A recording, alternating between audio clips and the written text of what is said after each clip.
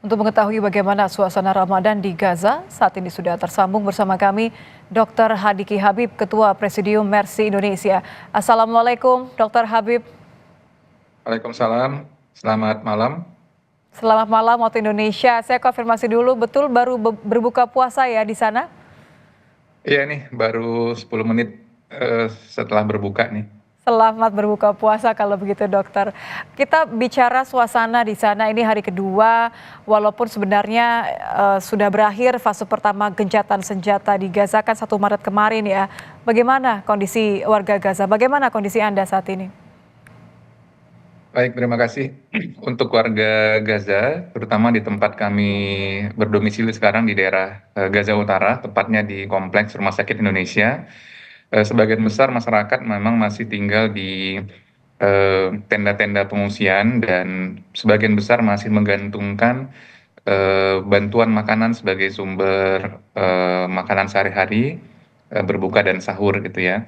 Jadi kalau kita lihat ada warga yang kemudian membuat acara, ini sebenarnya merupakan tradisi dari warga Gaza yang mereka tetap pertahankan selama bulan Ramadan meskipun dengan saling berbagi makanan donasi gitu ya. Meskipun dengan saling berbagi makanan donasi. Dan tradisi buka puasa bersama juga ada di sini, sama seperti kita di Indonesia. Kita juga baru bukber ini dengan beberapa staf medis di Rumah Sakit Indonesia di Gaza Utara.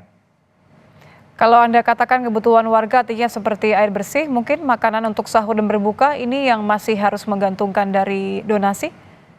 Ya, sebagian besar memang tergantung dari donasi. Jadi warga itu barang-barang donasi itu disimpan dan dicicil-cicil gitu ya untuk penggunaannya, terutama bahan pokok.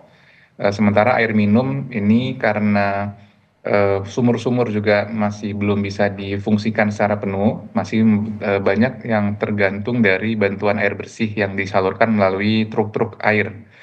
Nah, sumur-sumur ini belum bisa dibangun karena memang alat material dan mesin-mesin berat yang harusnya masuk pada saat gencatan senjata pertama ini tidak masuk sesuai dengan jumlah yang disepakati gitu, sehingga proses perbaikan ini jadi terhambat. Hmm. Demikian. Seberapa pengaruh dengan operasional di Rumah Sakit Indonesia? Tentu kita bersyukur bahwa akhirnya bisa kembali beroperasi begitu. Tapi bagaimana sehari-hari dalam kondisi seperti ini?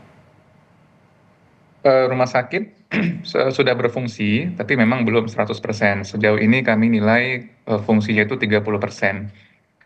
Dan seiring dengan semakin banyaknya kunjungan ke rumah sakit, karena masyarakat sudah banyak yang kembali dari pengungsian di selatan ke utara, tentu kebutuhan obat-obatan juga semakin tinggi.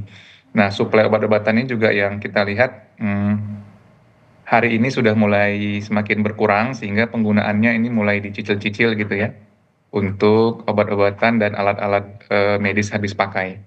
Nah, kita berharap memang hak warga negara di sini tetap bisa diberikan gitu ya, yaitu mendapatkan akses seperti kita di tempat lain gitu, tidak dibatasi atau malah dihentikan sama sekali. Karena itu memang hak dasar mereka sebagai warga yang merdeka. Demikian. Ada keindahan sendiri ketika menjalani puasa, tapi kondisi di Gaza tentu jauh dari kata aman, jauh dari kata normal.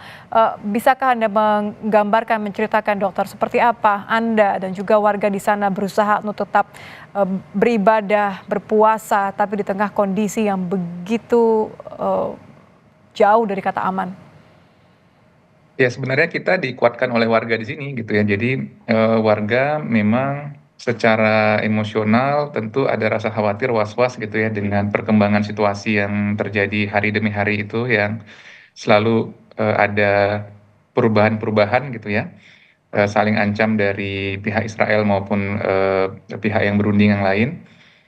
Tentu ada rasa was-was dari warga sekitar, tapi kembali lagi warga berusaha bersikap positif dan menganggap apa yang bisa mereka nikmati hari ini adalah rezeki dan itu mereka syukuri gitu. Jadi kita malah terbantu secara psikis, psikologis dan emosional terhadap optimisme warga di sini. Saling menguatkan. Terakhir, dokter, tentu kita berharap negosiasi ini berbuah manis, akan ada gencatan senjata lanjutan, tapi apakah sudah ada informasi yang Anda dengar di sana?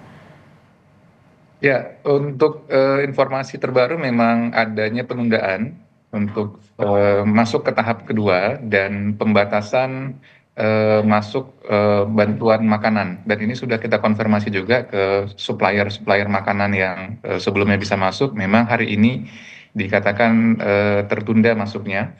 Kita tentu harus melihat lagi situasi besok karena tekanan internasional juga cukup tinggi terhadap sikap yang diambil oleh Israel ini.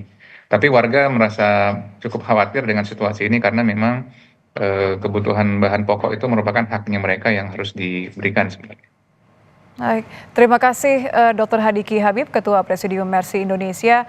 Doa kami dari tanah air untuk Anda, keselamatan dan juga insya Allah menjalani bulan puasa dengan khusyuk. Terima kasih dokter sudah bergabung bersama kami.